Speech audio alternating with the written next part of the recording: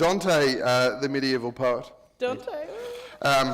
He said, Sloth sloth exists when good men fail to act. In other words, I paraphrase, bad things happen when good people do nothing. Yeah. And I guess that's, I think my favourite definition of sloth is, I'm not advocating vigilante justice, but but I think we can all relate to that sort of thing. I think it's when we become disengaged from each other and we become disengaged from the world. That's when it really starts to be a problem. I don't think it's a physical activity thing or a laziness that's the real definition of sloth. But that's my it is favourite that disconnection. That's my favourite bit, when you disengage from the world. When you're disengaged from the world. Yes, that's my favourite bit. It's a holiday for me. The world's happy too. Have you been talking to Chris? But It's like the Unabomber. So you end up living in a shack in the middle of nowhere, writing letters and mailing bombs to people if you really disengage. But that's not slothful. Which is that's really active sloth. He was quite busy. Yeah. But it's like I think sloth is like a willful ignorance. Like you work hard to be disconnected from everyone else, to not actually find that common ground. Because don't they think that sloth as a sin isn't as bad as the other sins? It's like a capital sin, so it's like a gateway sin to the other sins. So if you're slothful, you tend to, if you're lazy and bored, you tend to, if you're bored, for example, you tend to have more time to go and eat or do drugs or sleep with your neighbour's wife or something, don't you, normally? yes, but that takes effort, doesn't it? It does. Especially if you see our neighbour's wife. It sounds like it takes the amount of effort to go to the doctor and get a little blue pill. Yeah, I mean, this is the thing. There's the definition that sloth is wasting one's own talents as well. So that's that willful laziness that you're talking about, where you know that you could achieve something, but you choose not to. Yeah. Because in all religions, and even if you're not spiritual, like the whole thing about time is of the essence, and if you're not living to your potential, then that is probably the utmost of being slothful, isn't it? Well, you know, we're only here for a very short period of time, and if you're not present and you're not in the moment, then what's the point of being here? Oh, that sounds like... That actually does genuinely sound like hard work, though. And you hear people they're going on about their busy lifestyle, and they talk about, their careers and their children and how they have to go on a holiday, and even that's a massive... It's like, just stop and don't talk to me for a start, and maybe you just take some time and not work so hard. But being busy doesn't necessarily protect you against being slothful, because there's also an argument that says just being busy, like going to the gym at 3 o'clock in the morning and going to work and working until 9 o'clock and then going to the gym again, and we do hate those people.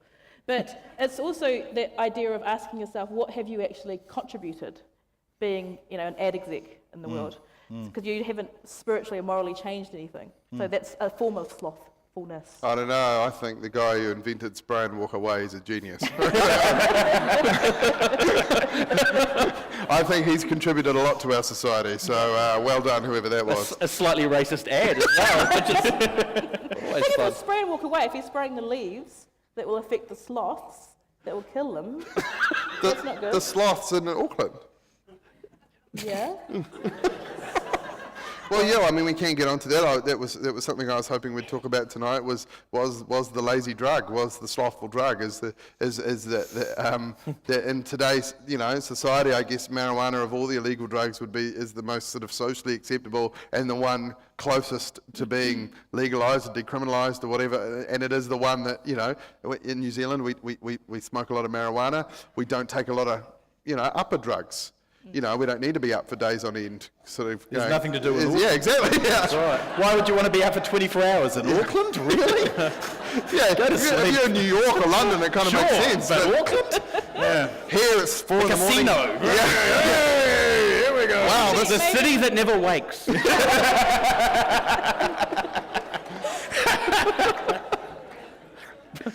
weird thing is that we're such a laid-back... I mean, I don't know if we are a laid-back culture. We keep getting told we're a laid-back culture. And it's probably because of that whole, singlet and the terry cloth hat. And Sure. Even though none of us actually are farmers. unless we have some farmers here. Do we have any farmers here? If there are, they've got a real scam going. I grew up with farmers, and they'll tell you that they work so hard. They get up in the morning early, yes, but much like breakfast DJs, they do very little, right? But geez, do they love to tell you about how they get up in the morning. Dairy farmers literally get up at 5:30, sure. They milk the cows, takes about an hour and a half, right? It's getting easier too. And then... They're not like... No, there's none of that. There's none of that anymore. Or milking Backbone cows. of our economy, I'll have you know, thanks. Sh- Yeah, and then they milk them again at like 5 o'clock in the afternoon, and you ask them what they do for the rest of the day, and they sort of go, maintenance. They're like students, they always complain, farmers. Yeah. always Oh, complain. like teachers. But teachers have plenty of reasons to complain at the moment. I know, like farmers. I need another... I'm not so certain that if marijuana is such a slothful drug, every artist and entertainer I know and musician makes most of their creative work while they're on that. So I'm not Really? I'm not so certain that you'd be able to throw that in as a slothful thing. Perhaps a muse. I It's don't know, but a yeah. It's that whole creative, letting your juices flow sort of thing. Well, I know we're not talking about lust tonight, but it's that being relaxed enough to let that creative force come through. Yeah. Yeah. Yeah. Although, But I became too lazy to buy pot. Wow. That is I lazy. genuinely, it was like I used to know a person and then I didn't anymore, and I was like, you know what, I got arrested as well. Oh, yeah, well, that helps. That doesn't help. That doesn't help. Which is proactive, because you have to try to get arrested for smoking marijuana in New Zealand. Yeah. You've got to go out of your way, which I did. As I recall, you were smoking it outside the police station. Let's through the theory on that. To be fair, I was stoned, That was a really great Okay, okay. and we were diagonally opposite the Auckland Central Police Station at the time. Uh-huh. It wasn't a proud moment. No. They just clocked I in. got a bunch of flowers out of it though, didn't I? And it wasn't from you, it was from the sergeant who made him buy me a bunch of flowers. Yeah, as part of How amazing is our legal system? We're so sorry we arrested you. As part of my diversion, I was forced to buy flowers, but court-ordered apology flowers don't count, apparently. Ouch. No, they don't. I guess we are being relatively flippant about this. I think most people would consider this the least deadly sin.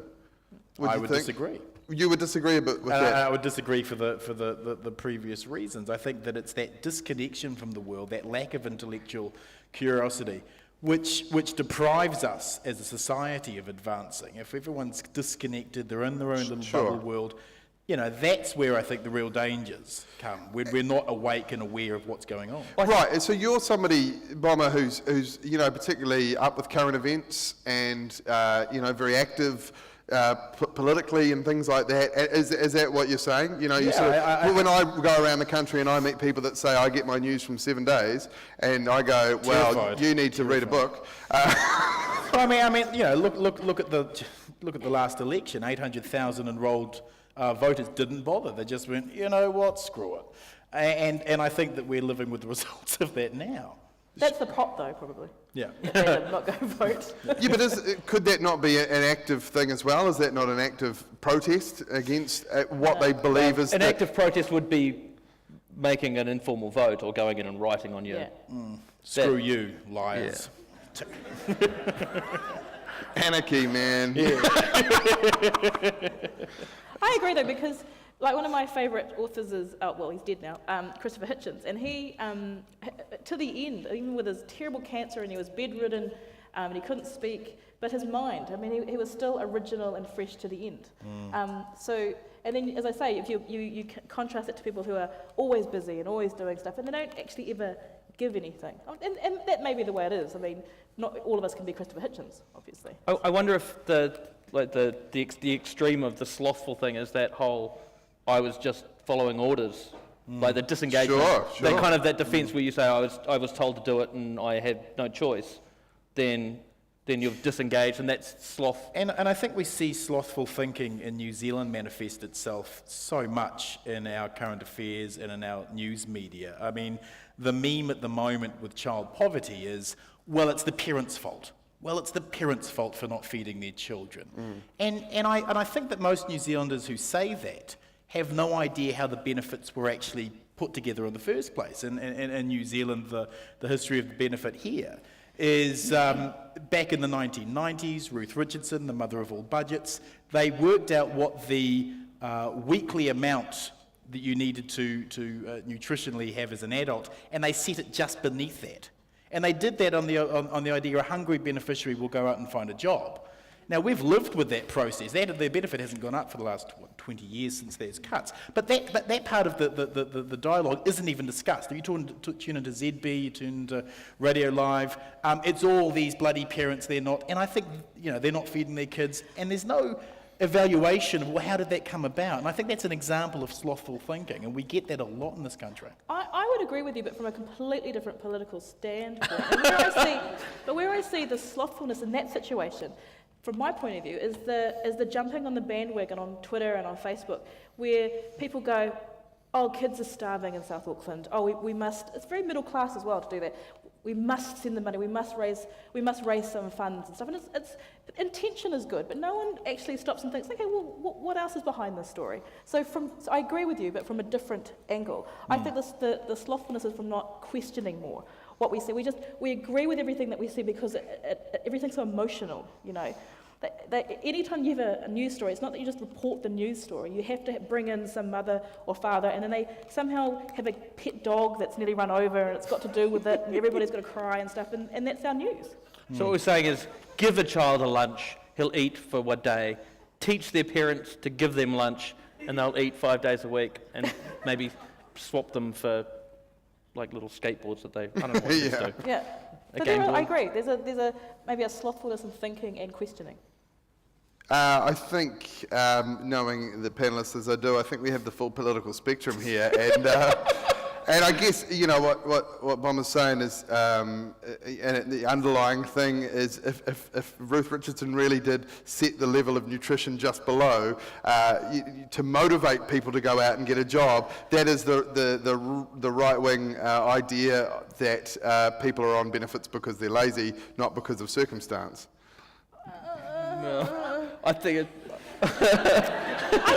Now we're going to get somewhere. I don't think, and I could be naive here, but I don't think we have got to the level in this country where people become politicians because they have this idea of getting into office and going, right, how can we fuck with the poor people?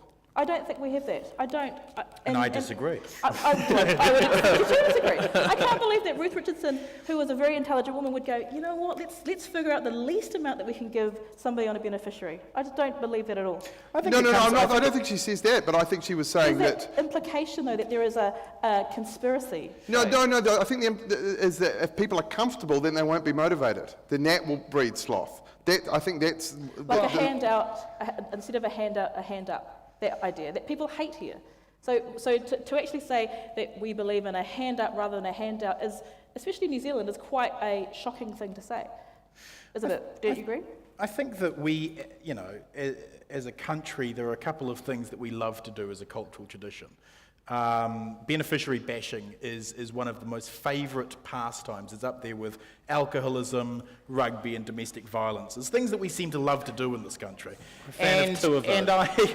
And I think that when you examine the reason, well, why is it that we seem to have this real anger towards the poor? I think that's another example of slothful thinking. Yeah, I mean, at the moment, we seem to have this situation where we're asking the poorest and most vulnerable in societies to do with less for an economic recession they had no hand in. I mean, how many beneficiaries in 2007 were on the phone to their Wall Street stockbroker, buying light crude in euros and speculating on the Goldman Sachs derivatives market? But how many not a hell of a lot, right? How many of us were doing that? that anyway, though? How many of the middle classes were doing that? Property speculation, they're going through the roof. I wasn't doing it. But I think it's slothful that we don't question some of the angry things that we do more. Yeah, I agree with that. I think that we, as a culture, need to do that a hell of a lot more. Yeah, I would agree with that. Look, we're agreeing. Oh. It's sweet. That's nice. There's a clap going. That's just nervous people going, oh God. They're fighting. They're going to come to blows. They're going to come to blows. Yeah.